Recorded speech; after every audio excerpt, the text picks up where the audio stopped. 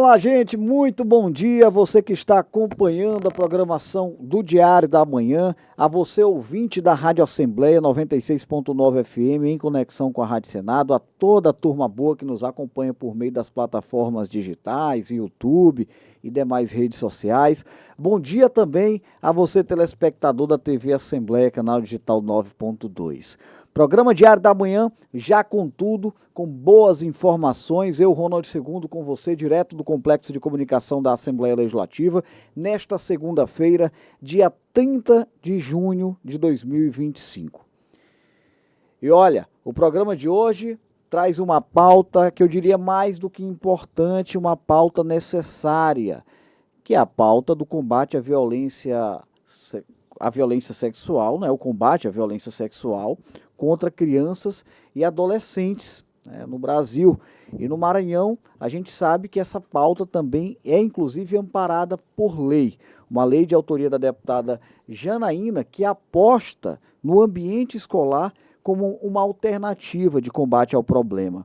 Eu estou tendo a satisfação aqui de receber o coordenador pedagógico da Escola do Legislativo, da Assembleia Legislativa do Estado do Maranhão, o Efraim Soares, para a gente falar sobre esse assunto. Antes de tudo, Efraim, muito obrigado por estar aqui com a gente. Seja bem-vindo ao Diário da Manhã e um bom dia a você. Bom dia. Bom dia. Eu que agradeço o convite, né, para a gente poder dialogar um pouco sobre esse tema que é tão importante e que normalmente a gente conversa no mês de maio, mas que a intenção é conversar agora o ano inteiro, porque é realmente um tema muito relevante para nós. E é uma boa oportunidade, hein, Efraim, para a gente fazer um balanço de todo esse trabalho que foi intensificado ao longo do mês de maio, né? E muitas vezes, por exemplo, o ouvinte, o telespectador, o internauta podem estar se perguntando, mas o que a Escola do Legislativo, lá da Assembleia Legislativa do Maranhão, tem a ver com essa pauta do combate à violência e à exploração sexual contra crianças e adolescentes, né? Eu queria que você explicasse um pouco já de maneira geral, né, o que é a lei, que já está em vigor no Maranhão, através de um projeto da deputada Janaína aprovado por esta casa, né, e como é que foi essa conexão com a Escola do Legislativo. Isso. Só para a gente poder situar o papel da Escola do Legislativo nesse cenário de formação, né, de professores e também da sociedade de modo geral. A Escola Legislativa, ela presta diversos cursos de formação todo ano, né? E entre esses cursos, acabou que a gente teve um diálogo muito direto com a assessora da deputada e com a deputada também, para a gente poder formalizar uma formação voltada para essa temática, né? Tendo em vista o mês de maio, que é esse mês laranja, né? De combate à violência sexual de crianças e adolescentes. E aí, quando a gente teve esse diálogo, a gente viu que tinha essa lei já criada pela deputada no ano de 2024, que é a Lei 12.311, e que, infelizmente, ainda não estava sendo implementada, né, nas escolas, tanto na rede estadual quanto na rede municipal. E aí a proposta era se fazer um projeto piloto que fosse implementado na creche Escola Sementinha como a notificação de um caso de sucesso, de tudo aquilo que foi realmente colhido ali nas experiências que a gente poderia tratar na creche, que já foi desenvolvido, para a gente poder ampliar esse caso de sucesso para a rede estadual e municipal de ensino do Estado do Maranhão. E assim, talvez, dialogar mais diretamente com o Poder Executivo, porque ele que detém, né, a competência de implementar essa lei, para que ele veja, né, essa atuação, né, aqui na casa como algo relevante, importante, para se levar também para todas as escolas do Estado do Maranhão. Perfeito. Eu acho importante que a gente esclareça, gente, a creche Escola Sementinha, que foi citada aqui pelo nosso coordenador Efraim, ela é uma instituição de ensino que funciona aqui na Assembleia Legislativa do Estado do Maranhão já há vários anos, é mantida pelo GEDEMA, que é o Grupo de Esposas de Deputados, né? Tem um trabalho fantástico em defesa da educação aqui dos filhos, filhas, dos dependentes dos servidores do Parlamento maranhense. E aí nós tivemos, portanto, então, dentro desse contexto da lei da deputada Janaína, uma conexão para se fazer um projeto piloto, né, para mostrar, por exemplo, para o Estado, para os municípios, que é possível se conectar com o ambiente escolar para a gente poder combater esse problema. Na prática, como é que funcionou, hein, Efraim? A elaboração, né, inicial foi de um projeto piloto, prevendo 3 fases. Uma fase que viria a formar primeiro os professores, que inclusive esse quadro, né, que cuida dessas crianças, depois um diálogo direto com os pais desses alunos, tentando desmistificar essa abordagem que sempre quando a gente vai falar de educação sexual, né, na infância e na juventude, às vezes tem um mito de Ainda que é um tabu também, né? um tabu de que não se deve, né, trazer isso para dentro da escola, que possa carregar talvez até um cenário ideológico, mas a intenção de dialogar com esses pais é justamente mostrar da importância, né, disso sair dos muros das casas, né, dessa relação da família para dentro da escola como um papel realmente de fortalecer essa atuação preventiva, né, desses abusos. Então, a gente teve esse primeiro contato de formação com os professores, depois um diálogo direto com os pais e, por último, uma atividade lúdica com os alunos, tentando mostrar alguma dessas características para que eles possam realmente se resguardar, né, dessa situação, dessas consequências. Essa formação com os professores, por exemplo, lida mostra um pouco como é que esses profissionais devem lidar, né, com o problema, como identificar Sim. esse tipo de situação, qual que é o panorama desse tipo de formação com o profissional da educação? Exatamente isso.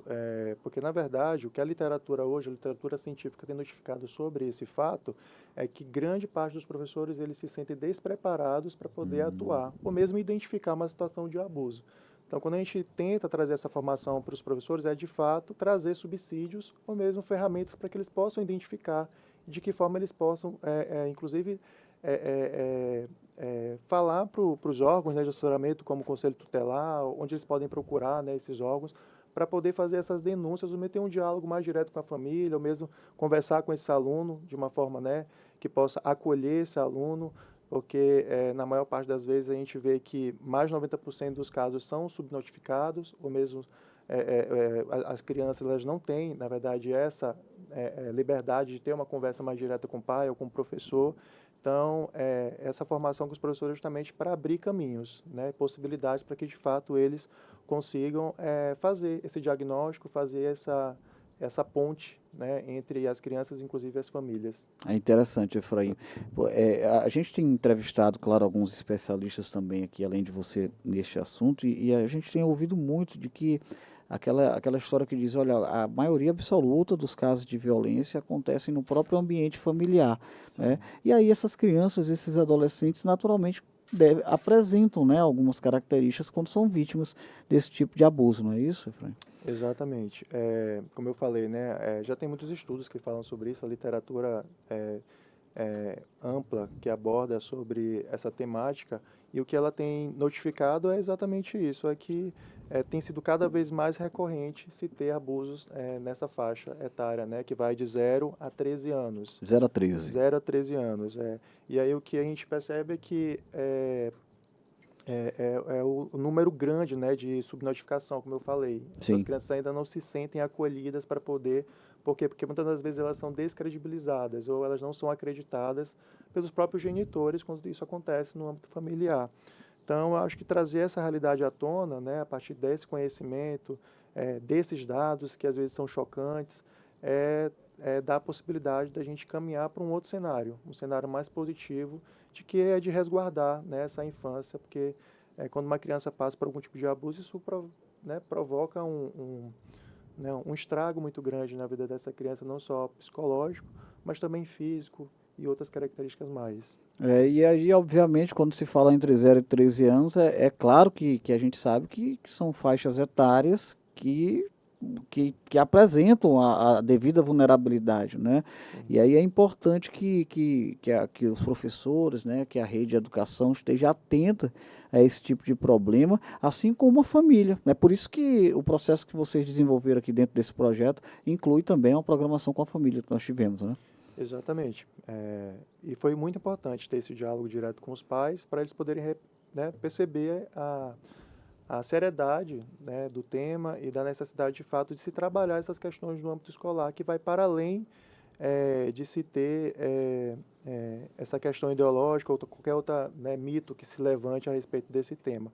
Mas, de fato, esclarecer e trazer esse conhecimento.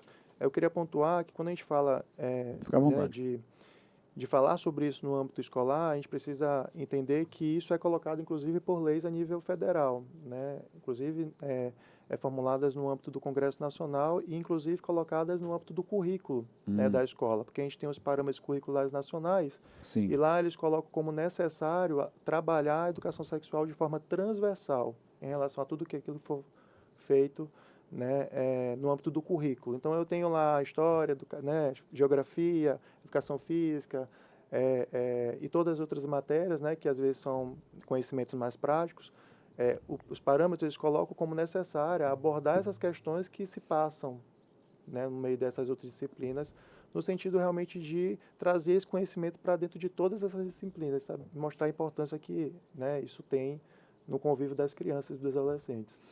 Eu acho que um ponto também muito importante a ser destacado nessa conversa, Efraim, é a iniciativa da Assembleia Legislativa do Maranhão, que eu acredito que tenha que ser valorizada mesmo, porque vai além do trabalho de legislar, né? O que a Assembleia entendeu aí dentro desse contexto? Nós aprovamos um projeto importante, que, claro, era necessário para ajudar a melhorar a sociedade enquanto nós temos esse problema, que é real, e isso não é particular do Maranhão, é do Brasil e do mundo.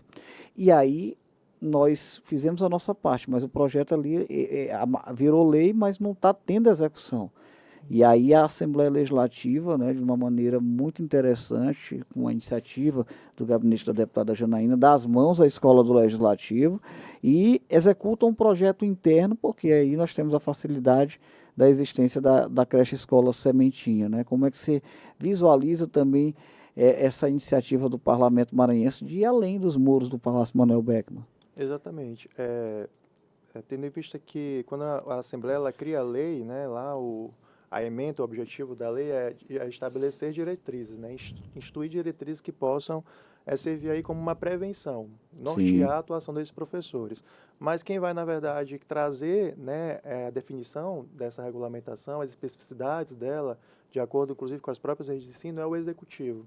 Então, o legislativo, de uma certa forma, ele inovou bastante nesse sentido, né, trazendo o estabelecimento dessas diretrizes e também aplicando isso no âmbito da creche para tentar mostrar como é que a coisa pode funcionar, né, no âmbito maior. Então, a gente está vindo, na verdade, de uma realidade micro para tentar ampliar para todo o estado do Maranhão de que forma essa formação pode acontecer e de como os professores podem dialogar com os pais e com a comunidade local, né, quando se trata do combate à violência infantil. e a gente que está no dia a dia aqui, né, principalmente nesse trabalho de jornalismo, a gente acompanhando um pouco dessa rotina de vocês na execução desse projeto, a gente observou inclusive o interesse, né, da sociedade, o interesse de profissionais da rede municipal de Isso. educação, né, da rede estadual. Como é que foi também esse contato, hein, Efraim?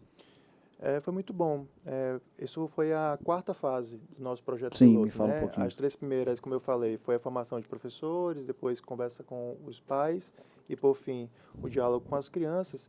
E aí a última etapa foi a ideia que a gente teve de talvez avançar um pouco mais, né? De notificar também a sociedade como isso estava acontecendo e de que forma isso poderia ser implementado a partir do executivo. Foi convidar esses professores, né, da rede estaduais municipais, professores que são atuantes nessas redes, para participar desse momento de formação. Então, a gente fez esse momento agora, foi na terça-feira, se eu não me engano, Sim. né, com duas psicólogas e também pedagoga, que inclusive estão lançando um livro, né, lançaram inclusive um livro no momento que estavam palestrando, que aborda exatamente essas questões, né, desde a desmistificação do tema, quando isso é inserido no âmbito escolar, tentando mostrar que falar de educação não é erotizar a criança, é de fato trazer conhecimento e precaver uma atividade de precaução, né, preventiva, até, né, as formas como isso pode ser notificado para as autoridades públicas. Então, esse momento foi muito enriquecedor, tendo em vista o papel dessas profissionais, né, enquanto atuantes dessa área, que são psicólogas, e também o diálogo que a gente teve, né, com esses professores da rede pública estadual e municipal. Existem maneiras, né, Efraim, dos profissionais de educação lidarem com essa situação, né? Claro que é um tema que exige uma abordagem cuidadosa e profissional, né? Sim. E dentro desse contexto, assim, a gente sabe que o curso ele não é tão rápido, né? Há necessidade de tempo para a gente falar disso, mas dentro desse contexto, assim, de maneira geral, o que é possível dizer aos nossos profissionais? Nesse momento de formação, né, a principal informação que é dada é justamente desses professores saberem identificar, como é que isso acontece em sala de aula, quais são, né, as prescrições mínimas que a gente tem que ter quando uma criança está sofrendo algum tipo de abuso, tendo em vista aí, como eu falei, que mais de 90% dos casos, eles, de fato, não são notificados. Então, talvez dos principais atores, né, nesse processo de identificação é o professor, porque a vítima, muitas vezes, ela silencia, né, ela faz a ausência, né, dessa violência. Então, o professor ele tem que ter ali algum tipo de formação, que é justamente o que a gente está tentando fazer, para que ele consiga, né, fazer essa diferenciação. E essa forma de identificar é justamente também entender que o silêncio da criança não significa o não abuso, né? Porque, às vezes, a criança não falar ou mesmo talvez negar, né, por medo, isso não significa ainda que ela não foi abusada. Então, isso também é a gente tentar ter essa sensibilidade. Essa formação, ela busca trazer essa sensibilidade dos professores de perceber que aquela criança precisa de ajuda ou de um auxílio maior. E quando fugir da competência desse educador, que ela, né, não sinta segurança, que ela possa pelo menos ter a clareza de notificar, né, o conselho tutelar, ou mesmo o Disque 100, que é uma das formas, né, de fazer esse tipo de denúncia. Essa denúncia pode ser feita anonimamente, não precisa, né, dar seu nome, ou até mesmo procurar as delegacias especializadas no tema. Gente, um reconhecimento também que é importante ser feito aqui é esse trabalho importante que a Escola do Legislativo desenvolve no processo de ampliação, né, da capacitação dos servidores. Agora a gente teve curso de atendimento, né, para melhorar ainda mais os atendimentos ofertados pela Assembleia Legislativa. Tem curso de inglês, tem curso de formação voltada para a área de informática. Eles têm uma agenda permanente. Esse pessoal aqui da Escola do Legislativo trabalha o ano inteiro e acredito eu que diante dessa relevância há a possibilidade desse assunto continuar sendo trabalhado pela Escola do Legislativo, não é? Com certeza, esse é um ponto forte, inclusive, da nossa programação agora, porque a intenção é manter como programação fixa, né? A gente teve, né, em diálogo com a presidente Iracema, e ela nos notificou da necessidade, de fato, da gente manter isso no nosso calendário, né, a partir desse primeiro movimento. Então, os próximos anos é, de fato, só ir melhorando, né, aprimorando esses cursos e vendo de que forma que a gente pode somar nessa realidade aí negativa. E a gente observou também na repercussão que a presidente Iracema Vale, claro, junto com os colegas deputados, são muito sensíveis também a essa pauta, não é? Sim, verdade. Gente, eu quero agradecer aqui o Efraim Soares, coordenador pedagógico da Escola do Legislativo da Assembleia. Nós falamos sobre esse trabalho muito importante da Escola do Legislativo em parceria com o gabinete da deputada Janaína, que a deputada Janaína é a autora da lei voltada para o combate à violência e à exploração sexual contra crianças e adolescentes, né, dentro desse contexto do ambiente escolar, com esse trabalho de capacitação, com uma agenda que foi muito interessante ao longo de todo o mês de maio, e a gente sabe que não para por aí, é um trabalho permanente. Muito obrigado, viu, Efraim? Volte para a gente continuar batendo papo sobre pautas importantes como essa. Eu que agradeço, né, imensamente o convite e espero voltar mais vezes para a gente falar sobre outros temas. Muito obrigado. Nós vamos ficando por aqui, gente. Vou encerrando nesse momento o Diário da Manhã, agradecendo a sua companhia, você ouvinte da Rádio Assembleia 96.9 FM, que está aí principalmente pelo trânsito na região metropolitana de São Luís. Um grande abraço, obrigado pela companhia de sempre. Agradeço a todos os internautas que nos acompanham por meio do YouTube, das demais redes sociais e aos queridos telespectadores da TV Assembleia, canal digital 9.2. Semana só começando, tem muito trabalho na Assembleia Legislativa do Estado do Maranhão. Amanhã a gente já volta na programação com as expectativas para a primeira sessão plenária da semana. Mas essa despedida aqui não é só até amanhã não. Hoje ainda eu retorno na programação da TV Assembleia, no AF1, o Assembleia em Foco, primeira edição, ao vivo, pelo canal digital 9.2 com mais informações. Até lá!